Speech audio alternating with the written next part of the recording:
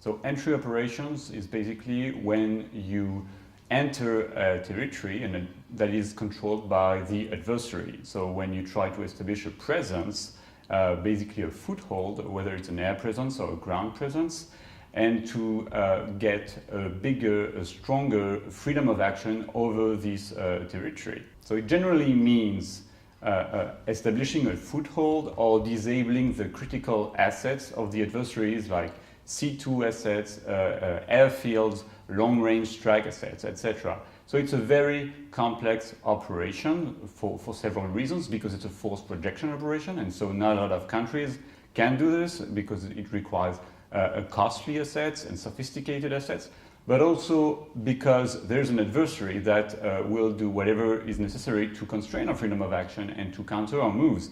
And so depending on how sophisticated the adversary is and how contested the environment is, those entry operations will be more difficult and more costly.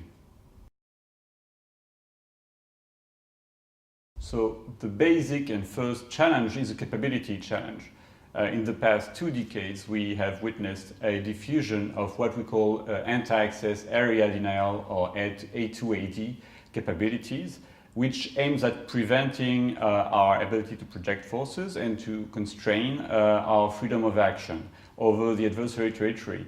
What that means is that long-range surface-to-air missiles, long-range surface-to-surface missiles, submarines, naval mines, etc., grow in our adversary's arsenal, and so that we would have to counter those kind of capabilities.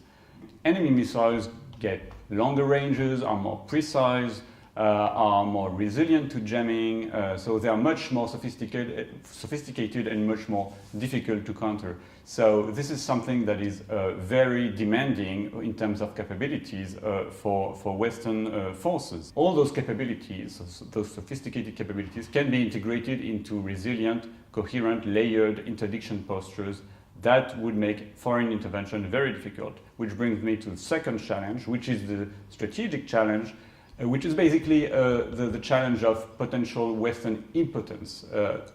We rely more and more on military interventions abroad to defend our strategic interests or to protect our allies, and this will prove more and more costly, and so the decision makers may be more and more reluctant to use force in the future.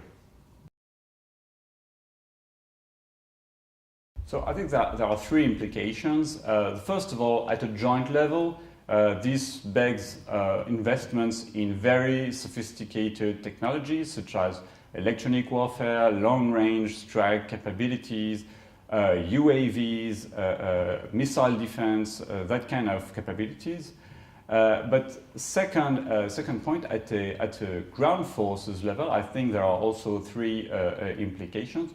First of all, the need for deployable and responsive forces, which includes engineers and logistics, and that basically requires forward presence or prepositioning, and it's particularly important for France. The second aspect for the army is the need for versatility, versatile force, which are basically able to counter irregular threats, but also major threats, high-end conventional threats.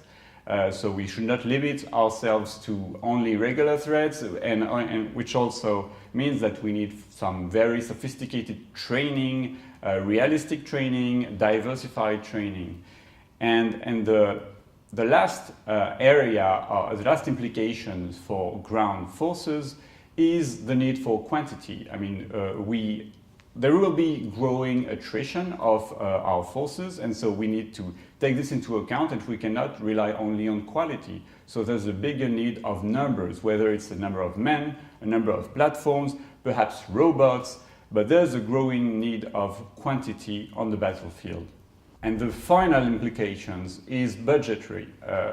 I mean, we are talking about very sophisticated capabilities that require sustained investments in terms of research and development, in terms of procurement, in terms of training, etc., etc. And this point must not be lost to our decision makers, So even though we fully agree that terrorism has to be countered in all its manifestations, we have to make it clear that it's not the only and perhaps not the major threat that we might be facing in the next 2 decades.